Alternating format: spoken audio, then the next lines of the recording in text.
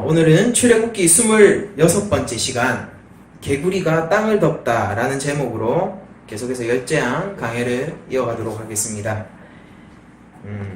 여러분들이 오늘 본문을 보시면서 저희들이 저번 주 첫째 재앙을 살펴봤는데 첫째 재앙과 조금 달라지는 면들이 생겼다라는 것을 아실 수가 있으실 겁니다. 애굽의 요술사들은 여전히 똑같이 흉내를 내죠. 그러니까 나일 강을 피로 변하게 했듯이 애굽의 요술사들도 물을 피로 변하게 했었고, 그리고 지금 개구리 재앙이 애굽을 덮쳤는데 이제 요술사들도 개구리를 따라 올라오게 하는 그런, 이걸 권능이라고 얘기를 해야 될까요? 그런 권능을 흉내낸다 라는 말로 저는 얘기를 하고 싶은데, 아무튼 그 권능을 흉내내는 일을 할 수 있습니다. 이 본문에서도. 그런데 첫째 재앙에서는 애굽 술사들이 모세의 기적을 따라했을 때에 바로의 마음이 평안했었습니다. 그러나 이 두 번째 재앙에 와서는 애굽의 술사들이 그 재앙을 흉내내고 따라했지만은 바로의 마음이 그다지 편한 것 같지 않아요. 왜 그러냐면은 개구리들이 자신이 사는 곳까지 침범을 했거든요. 그래서 모세에게 가서 언제 이 개구리를 내가 보내줄 테니 너희 민족을 보내주겠다. 여호와를 경배할 수 있도록 내가 보내주겠다. 그러니까 이 개구리들을 치워달라 라고 얘기를 했고, 그리고 모세는 그 개구리들이 그럼 언제 물러가는 게 좋겠습니까? 라고 하면서 그 시기의 결정권을 바로에게 넘기는 장면들을 저희들이 볼 수 있게 되죠. 바로에게 넘겼을 때 이제 바로가 내일이라고 얘기를 합니다. 그리고 그 즉시 다음날 개구리가 물러난 장면을 저희들이 확인할 수 있는데, 근데 바로는 이것이 하나님의 권능이라는 것을 결코 이제 부정할 수 없는 사람이 되었어요. 모세가 그러면은 우리가 물려줄게요 라는 식으로 얘기를 안 했죠. 약속을 하시면은 우리가 내일 물려주겠습니다 라는 식으로 얘기를 하지 않았습니다. 바로에게 그러면은 언제 물르는 것이 좋겠습니까? 라고 결정권을 줬어요. 그리고 바로가 정한 날 물러났단 말입니다. 그러니까 이게 자연현상이 아니다라는 거예요. 하나님께서 직접 개입하셔서 하나님께서 지금 행하고 계신 일이고, 바로는 그 하나님을 자기가 정한 날 물러났지 않습니까? 자기는 할 수 없는 일을, 이건 무슨 얘기냐면은 바로가 요술사들을 통해서도 할 수 없는 일을 모세가 지금 한 거거든요. 내일 물리게 해달라. 그 말은 바로의 약함이 들어있는 말이기도 하죠. 우리는 내일 물릴 수 없습니다 라는 그런 뉘앙스가 이미 내포되어 있지 않습니까? 그러나 모세는 할 수 있었고, 더 정확하게 얘기하자면은 여호와 하나님은 그 일을 하실 수가 있었던 거예요. 바로는 사실 하나님에 대해서 이제 변명할 거리가, 이 하나님이 아닌 것 같아요. 이 재앙의 근원이 하나님이 아닌 것 같습니다 라고 변명할 거리가 사실은 남아있지 않은 상태입니다. 그럼에도 불구하고 바로는 지금 자기가 숨을 쉴만 하자, 어떻게 됩니까? 자기의 다시 안정이 찾아왔단 말입니다. 안정이 찾아오자마자 자신이 했던 약속을, 자기 역석이에요. 자기 말이고, 그 말을 번복하는 장면을 볼 수 있게 됩니다. 그렇게 되면서 이제 개구리 재앙이 끝나게 되는데, 개구리 재앙을 처음부터 조금 잘 한번 살펴봤으면 좋겠습니다. 이제 개구리가 애굽에 임하게 됐을 때 이제 특이한 점이 나오는데, 첫째 재앙과 비교해서 특이한 점이 나오게 되는데, 첫째 재앙은 나일 강이에요. 재앙이 나일 강입니다. 그런데 이 개구리는 나일 강에서 더 넓은 범위로 지역적으로 확산되는 형태를 띠고 있습니다. 그래서 나일 강뿐만이 아니라 이제 왕궁에서도 올라오고, 내 신하의 집들, 그 고위 간직자들이 집에도 들어가게 되고, 백성들의 집에도 들어가게 되고, 어느 정도냐, 잠자는 곳, 먹는 것, 먹는 그릇까지 다 개구리가 침범을 하게 된다라는 것이죠. 그러니까 어마어마한 수가 애굽을 덮었던 거예요. 여기 성경에 보면 이런 묘사들이 나오지 않습니까? 너와 내 백성과 내 모든 신하에게 기어오르리라 이게 4절 말씀이죠. 8장 4절. 그렇게 기어오를 정도면은 도대체 얼만큼 많은 개구리가 있어야 될까요? 제가 어릴 때 저희 시골을 내려가면은 이제 무슨 개울가나 이런 곳에 이제 개구리들이 막 이렇게 있고, 청개구리 막 이런 거, 뭐 무당개구리 이런 것도 있고, 때로는 두꺼비도 있고 막 이랬었는데, 그 개구리들을 잡는 게 전 너무 두려웠거든요. 왜냐면 너무 징그러웠어요. 징그럽기도 하고, 이게 바글바글 모여 있는 거를 보면은 약간 뭐라고 해야 되지? 약간 혐오감 같은 것도 들고 그랬었는데, 지금 그런 수준이 아닌 거죠. 야, 이 개울가에 개구리 봐봐. 저 개구리 천국이야. 엄청 많이 모여있어. 이런 수준이 아닌 거예요. 개구리가 발 디딜 틈이 없어서 사람 몸을 타기까지 가득 찬 상태를 지금 얘기를 하고 있는 겁니다. 그러니까 애굽에 너무 많은 피해를 줬을 것이고 정상적인 생활이 거의 불가능했겠죠. 그리고 바로에게도 엄청난 타격을 주었을 겁니다. 실제 생활 가운데서요. 여기 나오는 그 반죽 그릇, 이게 이제 화덕하고 여기 몇 절이 3절에 보시면 내 떡 반죽 그릇이라고 되어 있는데, 이게 테누르라는 히브리어입니다. 이게 화덕에 넣어서 빵을 굽는 도구거든요. 그러면은 화덕과 거기 이제 오븐 같은 거겠죠. 오븐 같은 거에 거기는 아무 그릇이나 넣을 수 없잖아요. 불가운데로 들어가는 거니까. 그런데 그런 자기 같은 거를 이렇게 넣어서 해야 되는데 거기까지 개구리가 다 찼다는 거예요. 이게 뭡니까? 요리를 할 수가 없어요. 요리를 할 수가 없어요. 여러분들 생각해 보세요. 요리를 할 수가 없을 뿐만 아니라 그 개구리가 들어가서 또 때로는 죽기도 하고 뭐 그런 그릇을 어떻게 사람 먹는 걸로 이렇게 다시 쓰겠습니까? 우리가 생각하는 것보다 개구리가 땅을 덮었다라는 것은 훨씬 직접적인 생활관에 저주가 임한 거라고 여러분들이 이해를 하시면 됩니다. 근데 한 가지 재밌는 것은 이 개구리가 요거는 아마 참고하셔야 될 내용인 것 같아요. 그러니까 성경이 직접적으로 등장하지 않는 내용이기 때문에 참고하셔야 될 내용이지만은, 그러나 여러분들이 꼭 알아두셨으면 하는 내용인데, 이 개구리 머리를 한 여신이 이집트에는 있었습니다. 여러분들 이 뒤쪽을 보시면, 주보 뒤쪽을 보시면은 헤켓이라고 되어 있고 이집트의 출생의 여신이라고 되어 있는 이집트 그 벽화에 판본이죠. 판본이 이렇게 있는 걸 보실 수가 있는데요. 이 머리가 어떻습니까? 개구리죠. 몸은 사람인데. 근데 이게 여신입니다. 이 헤켓은 출생의 여신이에요. 그래서 이집트 그 고대 문헌들을 보면은 이제 왕이 출생을 할 때 헤켓이 직접 돕는 것으로, 출생의 순간을 헤켓이 지켜주는 것으로 되어 있고, 이 헤켓을 누가 섬겼느냐? 주로 산파들이 섬겼습니다. 여러분들, 히브리 민족을 선대 바로왕이 탄압을 할 때 나일강에 아기들을 던져 죽였죠. 그런데 그 아기들을 누구한테 던져 죽이라고 했냐면은 산파한테 던져 죽이라고 했어요. 왜냐면 산파는 전문직이거든요. 아무나 그냥 애를 받는 게 아니에요. 산파는 전문직이란 말입니다. 그 사람들한테 이제 애들이, 히브리 애기가 나오면 사내아이면은 무조건 나일강에 던져 죽이라고 했습니다. 그랬었던 선대왕의 악행이 지금 정확히 역순으로 다시 애굽을 덮치고 있는 걸 여러분들 보실 수 있습니까? 히브리 민족의 그 수적인 양적인 팽창을 두려워했어요. 선대왕 바로는.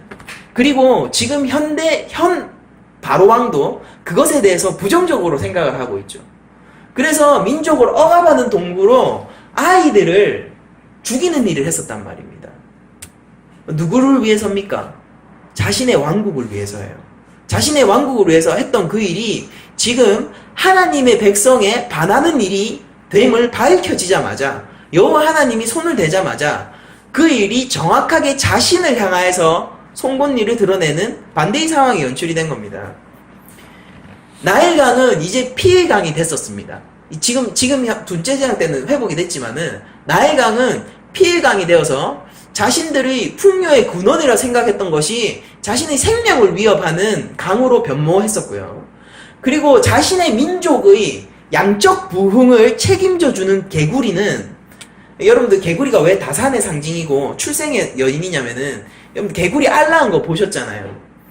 한 번에 어마어마하게 많이 놓지 않습니까? 이제 그런 점들이 다산의 여신, 그리고 출생의 여신, 생명의 여신, 이런 이미지들을 주게 된 거예요.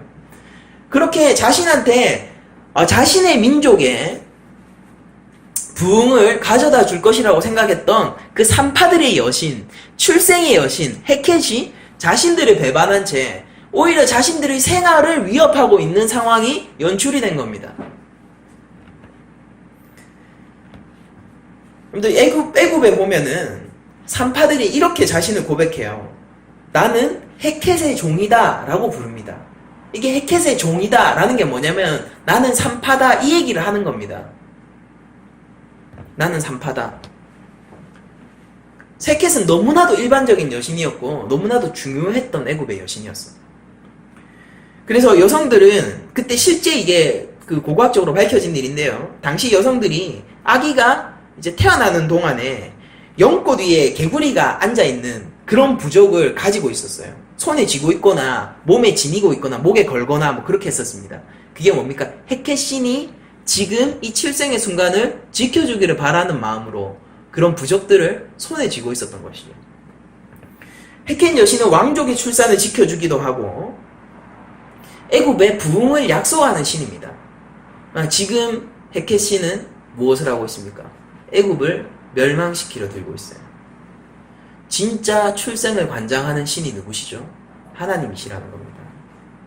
진짜 민족의 부흥을 관장하는 신이 누구시죠? 여호와 하나님이라는 것입니다. 지금 애굽 전역은 하나님이 어떠신 분인지 그것을 자신의 신관이 깨어지는 것으로 경험하고 있는 것입니다. 우리가 예수님을 어떻게 우리의 구주로 모셨죠?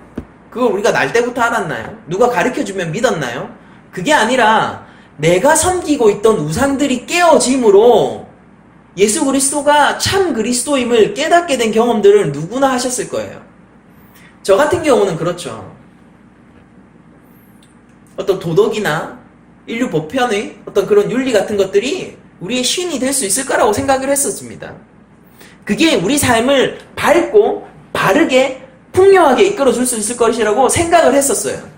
그러나 실상은 그렇지 않았었습니다. 그게 아니라 그것을 추구하면 추구할수록 제 마음속에 공허함만 더해져 갔고 그것을 추구하는 사람들의 삶의 끝이 죽음이라는 것을 봤을 때 허무함 속에서 이것이 어떻게 되는 것인가? 그럼 내 삶의 과제는 이 공허와 허무를 어떻게 잘 친구 삼아서 벗삼아서 끌고 성숙하게 받아들이는 일이 내 삶의 과업인가? 라는 생각들을 했었단 말입니다. 그러나 그것을 깨시면서 예수 그리스도가 길이요, 빛이요, 생명이라는 것을 알려주심으로써 나에게 예수님은 구주가 되셨단 말이에요. 그러니까 지금 애국 사람들은 자신들이 섬기고 있는 것들이 박살나는 장면을 보는 겁니다. 내가 섬기던 것이 참으로 내가 섬겨야 할 것이 아니었던 거예요. 내가 섬기던 게 섬길 만한 대상이 아니라 하나님이 조종하시는 거라는 겁니다. 하나님의 손 아래 있는 거예요, 그냥.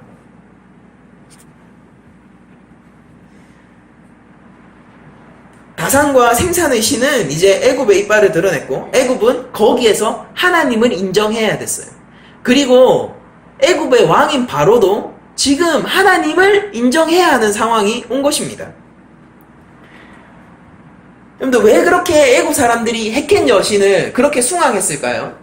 왜 그렇게 좋아했고 그렇게 일반적인 애굽 전역에서 모시는 신이거든요. 헤켓은. 왜냐하면 어디서나 출산을 하잖아요. 뭐 어떻게 그렇게 대중적인 신이 될 수 있었을까요? 고대 사회에서 특히 근동적 사회, 이제 가부장적인 사회에서는 그리고 농업 기반의 그 사회에서는요 자녀의 수가 자신의 가세와 정확하게 동일합니다.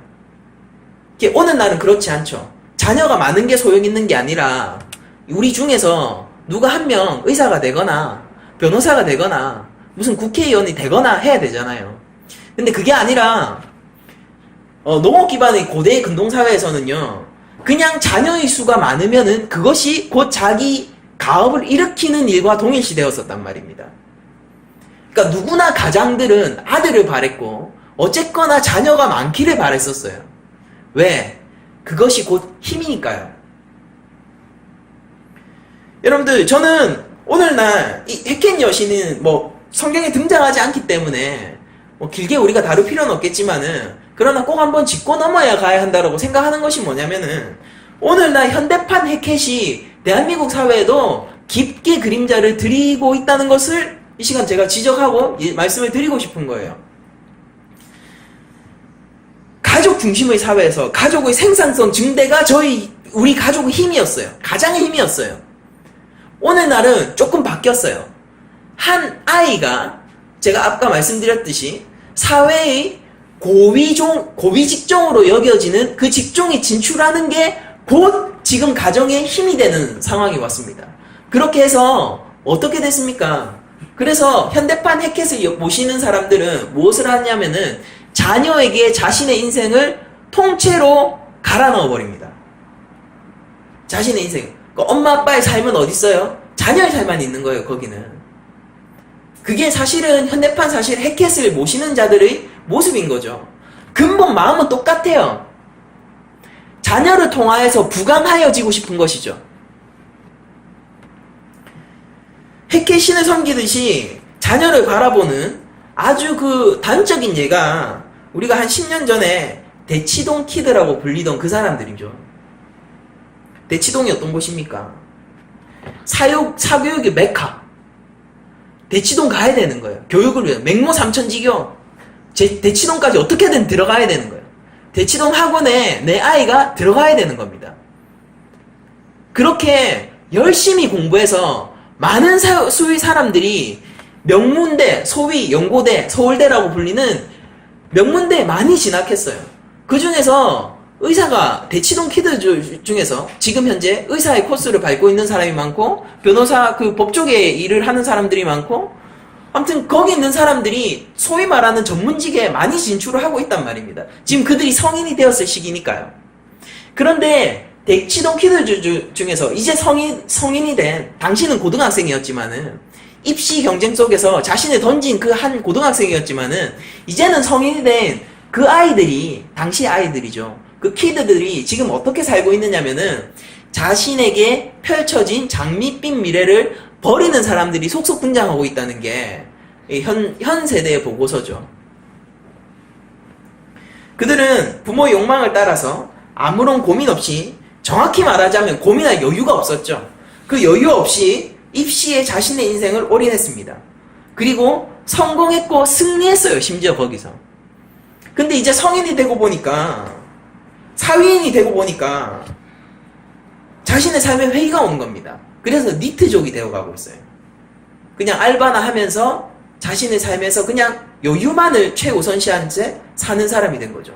내가 의사가 되어서는 뭐하나? 라는 회의감인 거죠. 이게 내 길이 맞나? 라는 회의감인 거죠. 내가 법조계인이 되어서 뭐하나? 이 길이 내게 맞나? 내가 이것을 하는 것이 정당한가? 나는 그것을 할 만한 사람인가? 라는 아주 근본적인 회의감. 이거는 전공을 정할 때 해결하고 원래 들어와야 되는 거잖아요. 근데 그 생각이 지금 들어오기 시작한 겁니다. 그래서 부모와 떨어진 채, 이제 왜? 부모들은 얼마나 속이 타겠습니까? 그걸 보면은. 의대 보내놨더니 그걸 박차고 나오는 거예요. 그러니까 부모의 간섭으로부터도 멀어진 채 그냥 혼자서 자신의 삶을 니트족처럼 사는 사람이 대치동 키드 중에서 상당수 나오고 있다라고 지금 보고를 하고 있지 않습니까? 자기의 목표의식이 아닌 거죠. 자기의 목표의식 없이 부모의 욕망을 따라서 공부만 한 아이들은 입시에는 전문가였습니다. 그들은 입시에는 전문가였어요. 그러나 정작 자신의 인생에 대해서는 전혀 고민해보지 못한 아마추어가 되어버린 것이죠. 부모들은 아이들에게 인생의 지름길을 만들어준다는 생각으로 그런 일을 했을 거예요. 아이를 사랑하기 때문에 아이의 미래를 탄탄하고 안정감 있게 보장하기 위해서 그 일을 했을 거란 말이에요. 그리고 그들은 치열한 입시 경쟁, 대한민국 얼마나 이 경쟁 사회입니까? 입시 경쟁은 그 중에서도 정점 아니에요. 그랬던 그 치열한 입시 경쟁에서 승리를 했단 말입니다. 그러나 정작 지금은 보장된 부모가 그토록 보장하고자 했던 그 찬란한 인생에서 스스로 한 발 떨어지기를 원하고 있다는 아이러니를 우리는 현 세대가 경험하고 있는 것입니다. 부모들은 대치동키도의 그 부모님들은 과연 아이를 사랑했던 것인가요? 아니면 자신을 사랑했던 것인가요? 얘기하기 힘든 거예요. 이거는 참 대답하기 힘든 거예요. 자신을 사랑했어 라고 단정짓기도 힘든 내용입니다. 이거는 그럼 자녀를 사랑했어, 정말로 그렇게만 얘기할 수 있을까요? 미묘한 문제인 거죠. 단정적으로 한쪽 편은 들기 힘든 문제지만은 어쨌든 간에 우리들이 확실하게 얘기할 수 있는 것은 그 부모님들이 판단 미스를 했다는 것만은 우리들이 확신을 할 수가 있죠. 자녀들의 카운셀러로서 그들은 실패한 것입니다. 부모들이 자랑이었던 명문대 학생들은 이제 부모의 기대하는 동떨어진 모습으로 인생을 살게 되었고, 부모들은 그 모습에 배신감을 느낍니다. 그런데 과연 그 모습을 가지고 우리가 자녀의 배신이라고 부를 수 있을까요? 아니면은 이거를 가지고 우리가 부모의 실패라고 불러야 할까요? 이건 역시 대답하기 너무 미묘한 문제죠. 뭐라고 우리가 대답을 할 수 있을까요? 복잡한 문제인 겁니다. 그러나 이 상황에서도 우리가 확언할 수 있는 것은 이거예요. 부모의 마음에 새겨진 자녀라는 우상이 부모와 자녀 양쪽 모두를 파괴하는 것만은 명백한 사실인 거예요. 여러분들, 가족이 무엇일까요? 자녀가 어떤 존재입니까? 사실은 하나님이 주실 수 있는 최상의 선물이에요. 우리가 태어나면서부터 부모를 가지고 있고, 그리고 누군가는 출생을 하게 되면은 반드시 누군가의 자녀가 되죠. 이 관계 자체가 하나님이 주실 수 있는 최상의 것들 중에 하나예요. 이거에 대해서 우리가 성경적으로 아니다 라고 얘기할 수가 없습니다. 정말로 하나님이 주시는 자녀를 얻는다는 것, 그리고 내게 부모가 있다는 것, 그 자체는 명백한 축복입니다. 그러나 여러분들, 이 하나님의 축복의 최상의 축복의 선물이 우상의 자리에 갈 때 부모도 자녀도 모두 전방위적인 인생의 결핍을 겪게 되는 것입니다. 그런데 자녀를 어떻게 우리가 사랑해야 될까요? 이 우리 가정의 달 아닙니까? 자녀를 어떻게 사랑해야 될까요? 자녀를 자녀로 사랑하는 게 필요한 거예요. 자녀를 통해서 나를 사랑하는 일은 금해야 하는 것입니다. 자녀는 그 자체로 선물인 거예요. 자녀는 자녀로 사랑하고, 나를 사랑하기 위한 도구로서 자녀를 소모시켜서는 안 됩니다. 그럼 자녀도 망하게 되고 자신도 인생의 결핍을 겪게 되는 것이죠. 여러분들, 그렇게 돼버리면은요, 하나님이 주신 최고의 선물인데 그걸 우상으로 내가 변질시키는 결과를 가지게 됩니다. 누가? 하나님이 아니에요. 내가. 그것도 최상의 선물을 가지고요. 사실 이거는 부모와 자식 간에 상호 교차적으로 적용할 수 있는 얘기인데, 하나님의 사랑을 바르게 아는 자녀라면은 부모에게 순종하고 공경하는 태도를 지녀야 하죠. 저도 그게 참 안 되는 사람 중에 하나인데 그래야 하는 것이죠. 하나님의 사랑을 받은 자라면요, 하나님을 사랑하는 이라고 제가 얘기하고 싶지 않아요. 하나님의 사랑을 받은 자라면은 하나님이 나의 인생 가운데 들어오셨고 하나님의 사랑으로 내 삶 가운데서 그 사랑을 확증해 주신 자라면요, 그 사랑을 받은 자라면요, 자녀를 자녀로 사랑해야 되는 거예요. 하나님의 사랑을 받은 자녀라면요, 부모를 부모로 사랑해야 되는 겁니다. 부모를 부모로 공경해야 되는 거예요. 그게 성경적인 질서입니다. 여러분들, 우리가 하나님에 대한 오해 중에 하나가 이런 것이죠. 야, 내가 우리 자녀나 우리 부모보다 훨씬 하나님을 더 사랑하는 자가 되고 싶어. 그래서 나는 자녀를 제거하고, 내 마음속에서 자녀를 제거하고 자녀를 희생하더라도 하나님을 사랑할 거야. 이런 결단을 하는 사람들이 주변에 있다면 제발 말려주세요.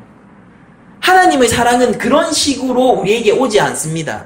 그게 하나님을 우상시하는 거예요. 자녀를 우상시하는 그 반대 리액션으로 어디까지 가버렸냐면은 하나님은 우상시하는 자리까지 가버리는 거예요. 그건 더 큰 죄악입니다. 그렇게 해서는 안 돼요. 하나님은 절대 우리에게 나냐, 너희 자녀냐, 둘 중 하나를 골라라 라고 말씀하시지 않으세요. 오해죠. 아브라함의 이삭 사건, 이삭을 바치는 사건이 우리에게 많은 오해를 주고 있는 거예요. 제대로 그 사건을 알지 못하는 우리에게 많은 오해를 주고 있는 것인데, 하나님이 자녀를 주셨지 않습니까? 하나님이 우리에게 선물을 주셨는데, 야, 그거야, 나야, 이렇게 말씀하시겠냐고요. 내가 아민이한테 로봇을 선물해줬는데, 우리 아들한테 로봇을 선물해줬는데, 그 아민이가 로봇을 보고 너무 좋아하고 기뻐하면은 그게 제가 좋은 거지. 로봇을 선물로 줬는데, 아빠, 나는 이거 필요 없어요. 이거 뭐 이래요? 나 이런 거 안 가지고 싶어요. 하면 그게 어떻게 제 마음의 기쁨이 되겠습니까? 여러분, 하나님은 이런 분이세요. 하나님의 관계가 깊어지면 깊어질수록 하나님께서는 부모와 자녀의 관계에게 더 깊은 관계를 요구하십니다. 정비례해요. 하나님을 사랑하십니까? 그럼 자녀에 대한 사랑이 더 깊어지는 거예요. 자녀를 사랑함으로 하나님의 사랑함을 증명하세요. 자녀된 우리들은 부모를 사랑함으로 하나님에 대한 사랑을 증명하면 되는 겁니다. 그게 부모도 하나님의 피조물이고 자녀도 하나님의 피조물이잖아요. 왜 하나님이 그 피조물들과 경쟁을 하겠냐고요. 경쟁 안 합니다. 하나님 하실 필요도 없고요. 그냥 하나님께서 원하시는 건 이거예요.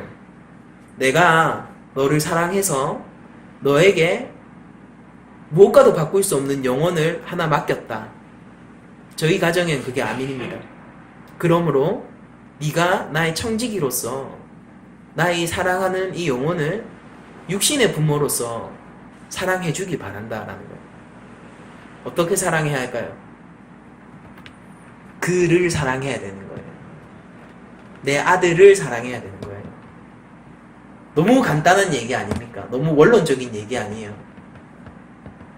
근데 이런 말들이 우리에게 새로운 충격을 주는 것은 우리 사회가 그러지 못하고 있다라는 증거이겠죠. 아무튼 우리가 다시 본론으로 돌아갑시다. 바로는 산파를 이용해서 히브리 아기들을 죽였지만은 이제 산파들의 신이 자신들을 공격하고 있습니다. 헷켓은 여호와 하나님에 의해서 무력해진 것이 드러났고 지금 해체가 되고 있는 것입니다. 여러분들, 그리고 이 사건을 통해서 바로는 아주 큰 찬스를 얻게 되는 거예요. 이 두 번째 재앙을 통해서. 그게 무엇입니까? 그게 뭐냐면 제가 앞서 말한 물러갈 날을 바로에게 정하라고 얘기하는 것이죠. 이게 바로에게는 둘도 없는 찬스인 것입니다. 바로는 자신의 마음을 되돌리고 하나님의 권능을 인정할 수 있는 절호의 찬스를 얻은 거예요. 거기에는 바로에 대한 은연중에 항복의 의사를 지금 묻고 있는 것입니다. 당신이 정하세요. 어떤 사람이 그걸 할 수 있을까요? 여유가 있는 사람. 언제 제가 만약에 돈을 빌린다라고 생각을 해보죠. 돈을 빌리게 되었을 때 나에게 내가 지금 300만 원이 꼭 필요한데 누구야 나한테 지금 300만 원 좀 줄 수 있어? 라고 얘기하면은 이렇게 얘기하는 사람은 여유가 없는 사람이죠. 야, 그럼 6월달 넘어서 한 7월 초쯤 되면은 내가 빌려줄 수 있는데 라고 얘기하는 사람은 여유가 없는 사람이에요. 근데 어떤 사람이 여유가 있는 사람입니까? 그래? 언제? 라고 묻는 사람이 여유가 있는 사람이죠. 더 필요한 건 없고? 라고 묻는 사람은 더 여유가 있는 사람이죠. 모세는 지금 바로한테 묻고 있어요. 언제 물릴까요? 묻고 있는 거예요. 누가 더 큰 하나님입니까? 바로는 그 순간 항복했었으면 돼요. 그랬어야 해요. 그러나 바로는 하나님의 권능을 인정하기보다 자신의 안위만을 선택하게 됩니다.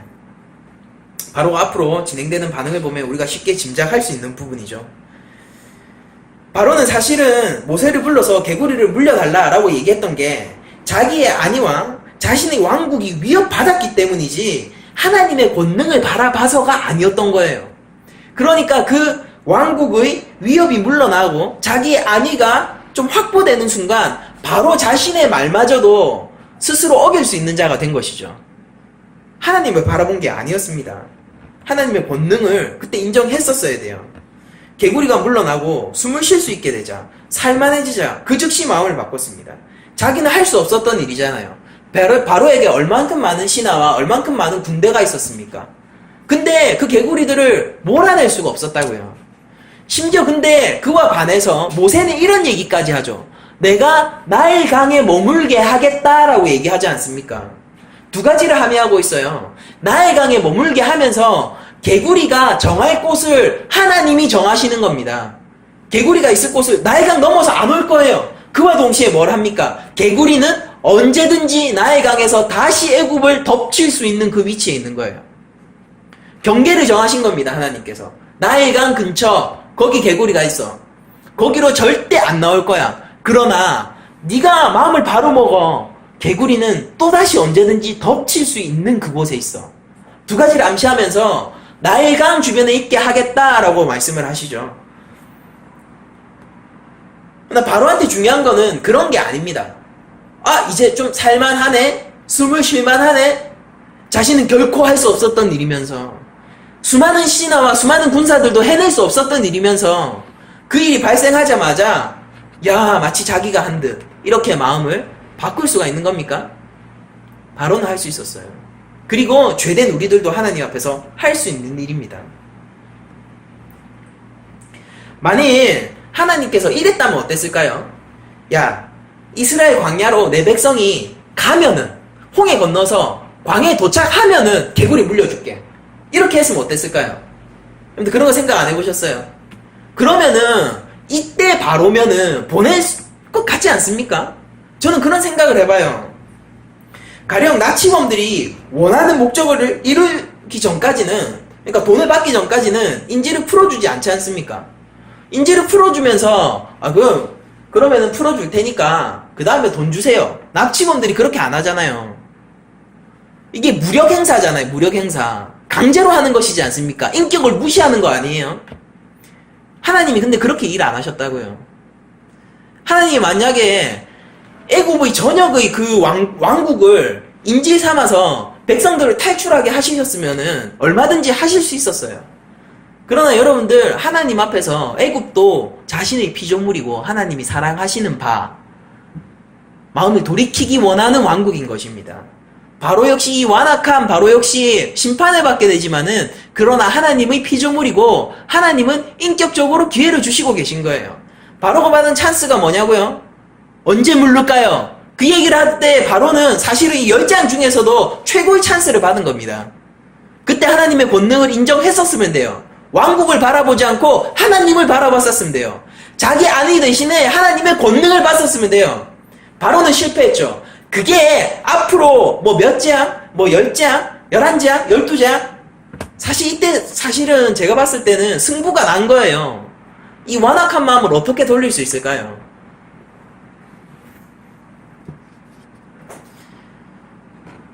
하나님께서 정말 빨리 해방을 해주시고 싶으셨다면요. 그러니까 생각을 해보세요. 하나님께서 정말로 이스라엘을 하루속히 광야로 내몰아서 가나안으로, 이제 가나안의 그 여정을 출발하게 하고 싶으셨다면요, 얼마든지 빠른 방법이 있었다는 겁니다. 상식적으로만 생각을 해봐도. 바로를 인질 삼았어도 돼요. 그 왕국을 인질 삼듯이. 근데 왜 하나님은 왜 항상 바로에게 마지막에 물러지시는 것 같냐고요. 왜 강경하신 것 같은데 왜 마지막 뒤처리가 항상 어설프시냐고요. 보낸 다음에 풀어주면 되잖아요. 보낸 다음에 개구리 물려주면 되잖아요. 보낸 다음에 물을 깨끗하게 해주시면 되는 거 아닙니까? 하나님이 원하시는 건 그건 아니에요. 하나님은 하나님의 권능을 드러내기를 원하시고, 누구나 자신의 중심으로 그 권능 앞에 굴복하기를 원하시는 겁니다. 경외 받으시기 합당하신 분은 우리를 비인격적으로 경외하는 자로 만드는 것이 아니라, 우리를 하나님의 권능을 알려주심으로 인해 인격적으로 하나님을 숭배하고 권능을 추종할 수 있는 자로 만들어주시는 거란 말입니다. 이게 복음의 원리이기도 합니다. 그러나 이렇게 바로를 인격적으로 대하신 하나님의 태도는 아이러니하게도 인격적으로 대해 주시면 대해 주실수록, 권능을 나타내고 그를 설득하면 하려 할수록 바로의 완악함이 얼만큼 더 강한지를 드러내는 도구가 되어버리는 거죠. 하나님의 권능과 인내가 이제 갈수록 더 강하게 드러날 거예요. 재앙은 더욱더 강하게 애굽 전역을 덮칠 것이고, 그 재앙은 끊이지가 않고 더 많은 날 동안 애굽이 위협을 겪게 될 것입니다. 그리고 마침내 요술사마저도 이것은 하나님의 권능이다 라고 얘기하면서 흉내내지 못하고 뒤로 빠지는 그런 날도 올 거예요. 그러나 바로는 마음을 고쳐먹지 않습니다. 바로가 얼만큼 완악한지가 하나님의 권능과 인격적 대함이 더해질수록 훨씬 더 잘 드러나게 되는 형국이 앞으로 전개될 열재앙인 것이죠. 사실 바로한테는 작은 변화가 있긴 했었습니다. 모세에게 개구리를 떠나게 해달라고 말하는 것 자체가 바로에게 있어서는 이전과는 상상할 수 없는 큰 변화인 것이죠. 우리는 히브리 민족이 자기에게 속해 있다라고 생각하는 바로를 잘 알고 있습니다. 이 민족은 내 거야. 내 노예야. 내가 부리는 애들이야. 보내고 말고는 내가 결정한다. 왜? 내가 그들이 하나님이니까. 내가 그들의 왕이니까. 이랬던 바로는 우리들이 잘 알고 있어요. 그런데 모세에게 와서 부탁하는 바로는 우리들이 알지 못해요. 여기서 최초로 부탁하는 바로가 등장하는 것입니다. 바로의 큰 변화죠. 바로도 자신에게 애굽 땅의 개구리들을 모두 잡아들일 힘이 없음을 은영 중에 고백한 겁니다. 반대로 이야기하면은 모든 것을 되돌리고 회복시킬 권능은 하나님께만 있다는 것을 인정한 것이죠. 그런데 하나님을 은영 중에 인정하면서도 바로는 자기의 마음을 눈치챈 건지, 아니면 눈치 못 챈 건지, 아니면은 눈치채고도 의도적으로 무시하는 것인지는 모르겠지만은 결국 자신이 왕이 되는 길을 선택하게 되는 것입니다. 그리고 자기가 여전히 히브리인들의 하나님이 되는 길을 선택해버리고 마는 것입니다. 여러분들, 첫 재앙, 둘째 재앙만 봤지만은 이 두 재앙만 해도 얼만큼 치명적이고 얼만큼 일상생활의 영역에까지 위협을 주는 재앙입니까? 이 일을 겪고도 바뀌지 않는 교만을 우리들이 뭐라고 얘기할까요? 이런 일을 겪고도 바뀌지 않는 그 교만을 우리가 뭐라고 얘기를 할까요? 이건 자기가 하나님께 굴복하기 싫은 마음이 없으면 절대 할 수 없는 일이에요. 여러분들, 우리들은 독립투사들이 아주 그 고문 가운데서도 끈질긴 투쟁과 마지막까지 지키는 정조들을 많이 보죠.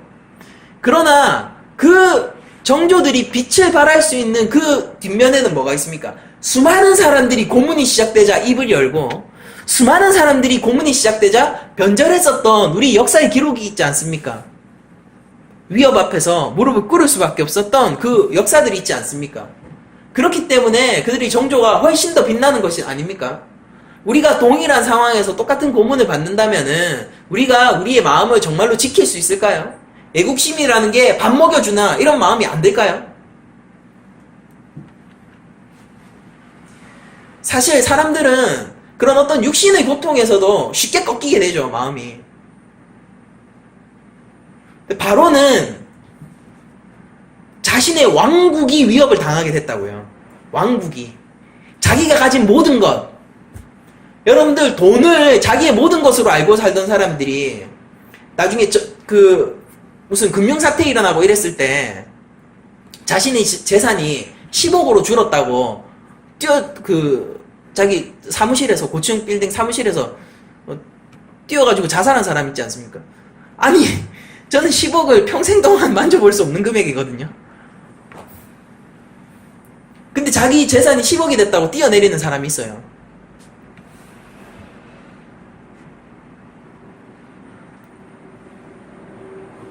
자기가 꺾이고 싶지 않은 것이죠. 부자인 자신이 남들이 감히 바라볼 수 없고 평생을 꿈꿔도 이뤄낼 수 없는 위치에 있었던 내가 그 위치에서 떨어졌다는 거예요. 자기 생명을 던지는 겁니다. 바로는 자기가 왕이라는 거예요. 그 어떤 위협과 그 어떤 내 왕국을 덮쳐오는 그 일이 있어도 이 왕의 자존심은 꺾기 싫은 겁니다. 내가 왜 너희들의 하나님에게 순종해야 돼? 그 자존심이 끝끝내 꺾이지 않는 거예요. 상식적으로 생각하면 너무 쉬운 계산 아닙니까?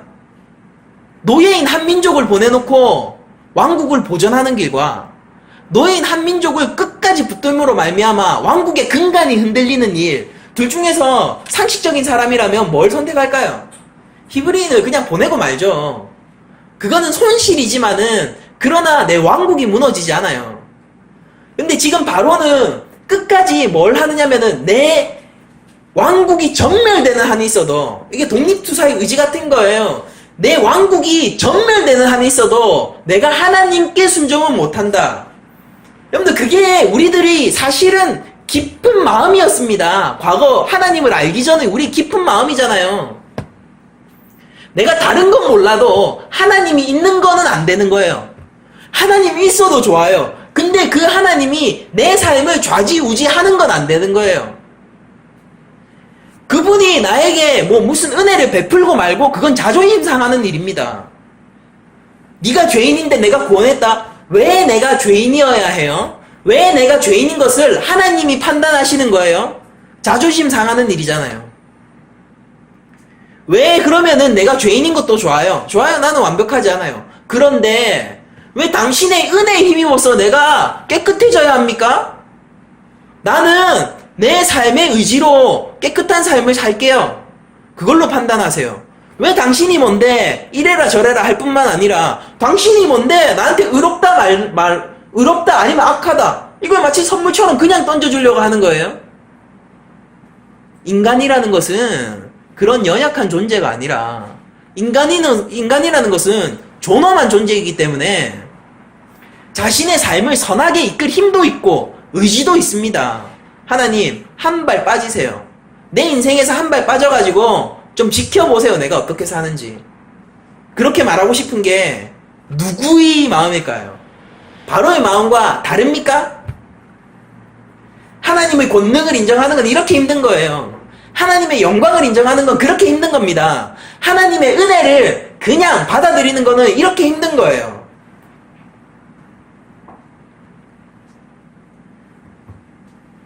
바로를 보십시오. 바로는 하나님을 지독히 미워하는 겁니다. 그것 말고는 설명이 안 됩니다. 정말로요. 열장 한번 차근차근 보면서 바로를 중심으로 한번 봐보세요. 바로는 하나님이 미워요. 그거 말고는 설명이 안 돼요. 이런 비합리적인 일들을 하는 게 그 감정적인 것 외에는 설명이 안 된다고요. 바로는 자신의 의지로, 자신의 불굴의 의지로 하나님을 끝까지 무시하기로 마음을 먹고 그거를 이뤄내버립니다. 그게 저주라고요. 그게 죄악이라니까요. 내 인생에서 거짓말 한 번 더 하고 남의 물건을 훔쳤네, 누군가를 미워했네, 그 이전에 근원적으로 이것이 우리의 죄악인 것입니다. 그러나 하나님은 여전히 선하시고 여전히 인격적이시며 여전히 권능이 충만하십니다.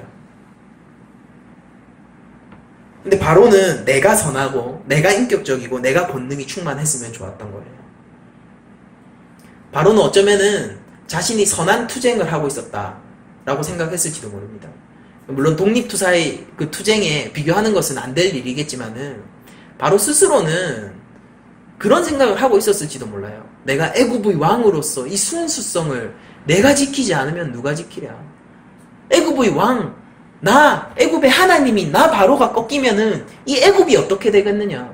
애굽의 마지막 자존심이 나 아니냐. 내가 노예들이 하나님께 굴복하면은 이 왕국은 어떻게 되느냐. 이런 마음으로 자기 나름의 아주 애국적이고 선한 마음으로 투쟁을 했었을지도 몰라요. 이건 어디까지나 가정이죠. 그랬을 수도 있다라고 근데 저는 생각합니다. 그러나 선하신 건 하나님이시고 권능을 가지신 것도 하나님이시고 인격적으로 대하시는 것도 하나님이십니다. 인간은 그 누구든지 신에 대한 인식을 가지고 있어요. 누구든지. 무신론자들도 신이라는 존재에 대한 감각을 가지고 있습니다. 제가 무신론자였잖아요. 심지어 무신론자들도 신인식을 가지고 있다고요. 신이라는 존재를 상정하고 신이라는 존재에 대한 정의를 누구나 가지고 있단 말입니다. 문제는 그게 하나님이 인간에게 주신 선하신 신인식 의지거든요.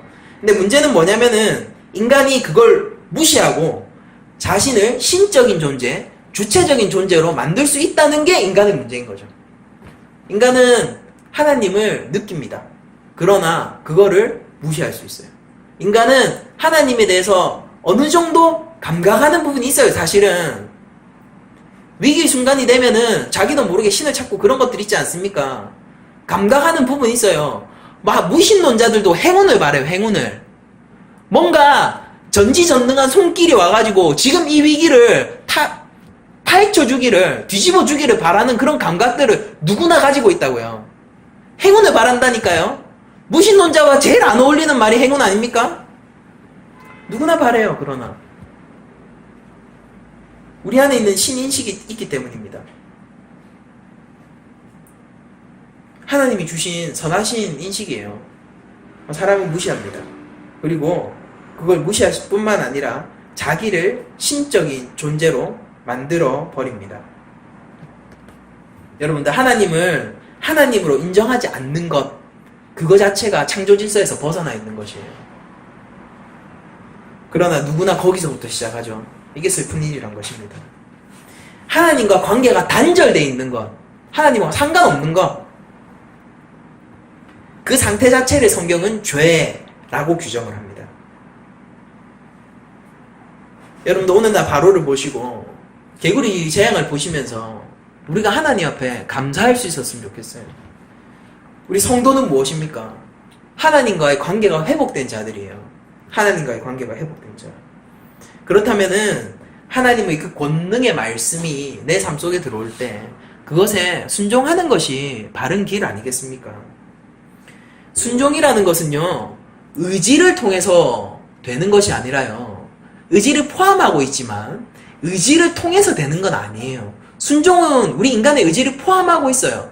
그런데 의지를 통해서 하나님께 순종할 수는 없어요. 그 누구도.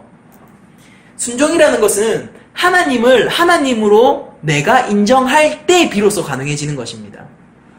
열재앙을 통해서 하나님은 애굽 전역에 외치고 계신 거예요. 내가 창조주 하나님이다. 애굽이 했어야 하는 일은 간단한 거예요. 아, 하나님이시군요. 알아먹었으면 되는 겁니다. 그러면 일사천리예요. 만약 그거 알아먹었으면은 그냥 안 있었을걸요. 히브리인을 내보내는 것 뿐만이 아니라 자신들이 함께 나갔을 거예요. 창조주 하나님이 가자라고 하는 그 길을 그들이 선택했을 거라고요. 그게 순종인 거예요. 아브라함이 왜 갈 바를 알지 못하고도 순종하며 나아갈 수 있었습니까? 이게 진짜 하나님이거든요. 그러니까 내가 이 모험을 발휘해가지고 아주 그냥 모험가의 기질을 발휘해갖고 이제부터 내가 개척 정신을 가지고 프론티어 정신을 가지고 그래 가보자 하면서 아브라함이 나왔을까요? 그게 성경이 얘기하는 바입니까?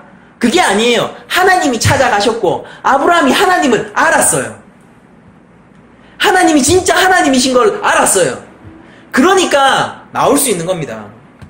여러분들, 우리 인생이 어디로 가야겠습니까? 우리 인생의 길이 어디로 따라가야겠냐고요.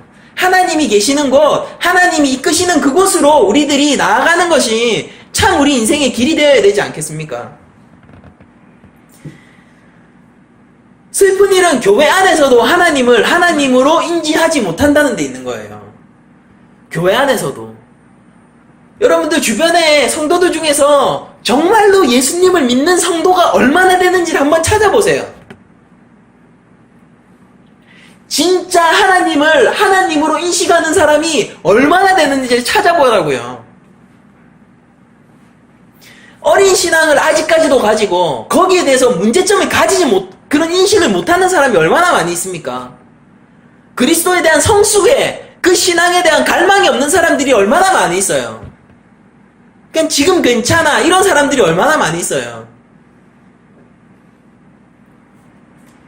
그냥 이 정도면 된 겁니까?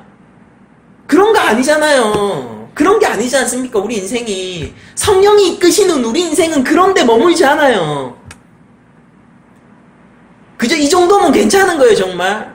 아니지 않습니까? 바로도 그걸 할 수 있어요.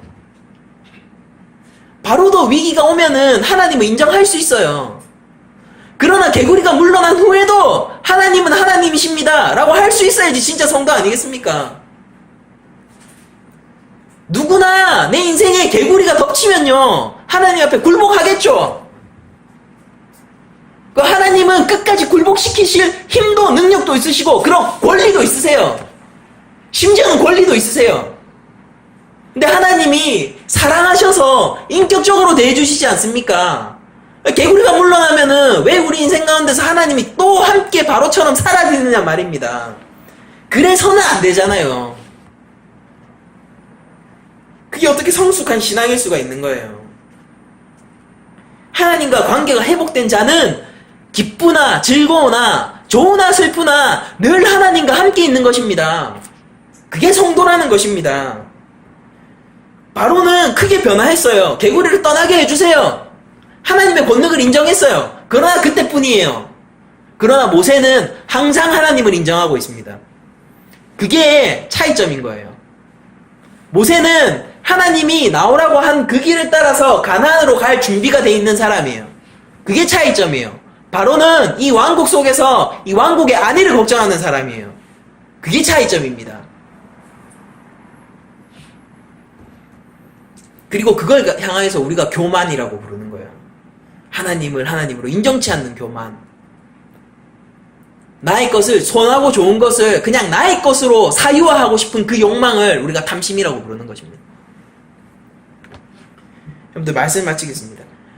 이제 이건 우리 한 주간의 삶의 문제가 아닙니다. 그게 아니라 우리 인생의 방향성의 문제인 거예요. 하나님은 끊임없이 우리 삶 속에서 그 누구에게나요. 인류 존재하는 모든 사람들도 그 누구도 피할 수 있는 사람이 없어요. 하나님은 그 누구에게나 하나님이 하나님이심을 지금 이 순간도 말씀해 주시고 계세요. 온 우주가 외치고 있습니다. 이 땅의 돌들 하나하나까지 하나님이 창조주이심을 지금 외치고 있을 거예요. 그걸 들을 수 있어야 돼요. 그게 참 영안이 열린 자라고 저는 믿습니다. 그리고 하나님을 하나님으로 인정하고, 구약의 핵심이 뭔지 아세요, 여러분들? 여호와 경외의 길. 그게 구약이 말하고자 하는 진짜 엑기스 중에 엑기스예요. 여호와 경외의 길. 여러분들 그 여호와의 경외의 길, 그 길을 선택하는 자가 진짜 하나님 앞에서 칭찬받는 자가 먼 훗날 될 것입니다. 자존심을 꺾기를 원합니다. 선한 것과 좋은 것을 우리가 사유화하고자 하는 욕망을 버리기를 원합니다. 그리고 하나님을 소유하시기 바랍니다. 예수 그리스도를 소유하시기를 원합니다. 그렇게 됐을 때 우리들은 약함이 자랑이 될 수 있는 사도 바울처럼 우리의 약함에도 불구하고 세상이 감당할 수 없고 약함에도 불구하고 평강과 기쁨이 넘치는 신앙생활을 할 수가 있을 거예요. 거기에 성도의 길이 있다고 믿습니다. 근데 우리가 한 주간 살아갈 때도 하나님을 하나님으로 인정하고 우리 모든 순간, 매 순간 하나님께 여호와의 경외의 길을 선택할 수 있는 그런 담대한 신앙이 되기를 원하면서 모든 말씀을 마치도록 하겠습니다.